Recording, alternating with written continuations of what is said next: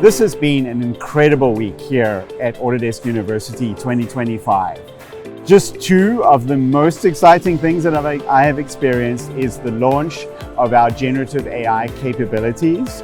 There has just been incredible excitement about the potential for these technologies, what it means for these industries, and to understand really how workflows are going to be changing in their industries. So it's just a wonderful position to be in, where we get to work with our customers, have these very real conversations about what AI means to their businesses. In addition, our own Autodesk Research team had a significant presence at AU this year. We had multiple exhibits illustrating some of the research and deep customer collaboration and industry work we've been doing for the last several years. So we had some great exhibits, one with a more manufacturing focused theme on how sensor information and AI may be used to build better products over time, and another one about the circularity and reuse of material with a technology that can see through walls using AI.